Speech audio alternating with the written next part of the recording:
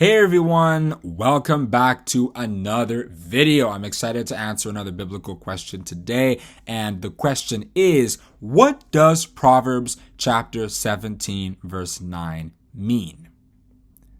So let's begin by just reviewing what that verse says. Proverbs chapter 17 verse 9 reads, "He that covereth a transgression seeketh love, but he that repeateth a matter separateth very friends."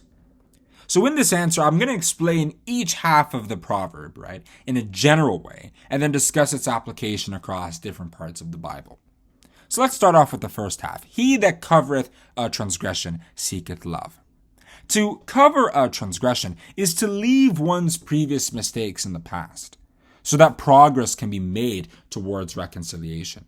It's like a wound. To heal a wound, it has to be covered, so that it is no longer exposed to the elements, and then protected so that nothing sharp can puncture it further. In any relationship, there are bound to be mistakes made, but progress towards reconciliation is only made when the mistake is left in the past, so that the parties of the relationship can grow past it and remain together. Anyone, therefore, who makes the attempt to ensure mistakes are left in the past is seeking love, or seeking reconciliation and a restored relationship. In the Bible, our Heavenly Father was seen covering up the sins of His people so that His relationship with them could heal.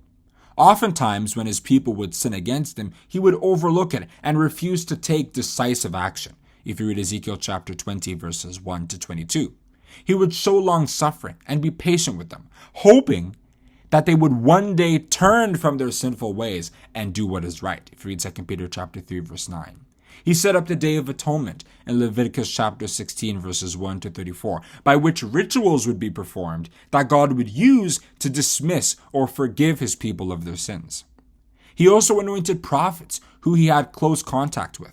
These would intercede on behalf of His people, as prophets like Moses, Jesus, and Daniel did. If you read Exodus chapter 32 verses 9 to 14, Luke chapter 23 verse 34, and Daniel chapter 9 verses 1 to 21. These would ask God to be merciful to His people. And they played a really important role in reconciling God's children to their Heavenly Father. If you read 2 Corinthians chapter 5 verses 18 to 20 and Matthew chapter 5 verse 9.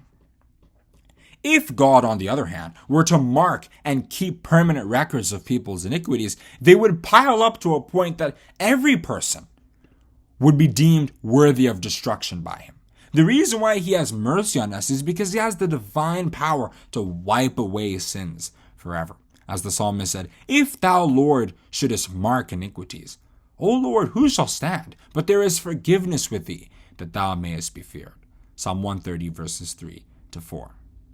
And then let's talk about the second half. "But he that repeateth a matter separateth very friends." This is the other side of the coin. Even a sound relationship can be destroyed by a divisive or hurtful topic being raised over and over again. When a mistake is repeated over and over, the offended party will continue to feel the pain that the offense or mistake caused upon them. And this pain will prevent them from remaining friends with the other person. They will always see the other person through the lens of the pain they inflicted, and eventually their sins will become like stains that never come off. If you read Jeremiah chapter 2 verse 22, and this eventually destroys a relationship. This is what Satan the devil does. He is the arch enemy of God and man, and so what he likes to do is to sow discord between God and His people. In Revelation chapter 12 verse 10, he was called the accuser of our brethren because of his attempt to make the children of God have a bad name before their Father, as he tried to do with Job in Job chapter 1 verses 9 to 11. He tempts the children of God with the hope that they can disobey their Heavenly Father and ruin the relationship they have with Him. This is what he successfully did in the Garden of Eden in Genesis chapter 3 verses 1 to 6, but this is what he unsuccessfully did with Jesus in Matthew chapter 4 verses 1 to 11. Alright, so that's where I am going to stop on answering that question. What does Proverbs chapter 17 verse 9 mean? Right? In Proverbs chapter 17 verse 9 reads, "He that covereth a transgression seeketh love, but he that repeateth a matter separateth very friends."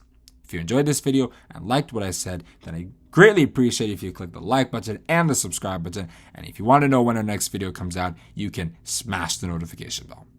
Have a great day, and God bless you.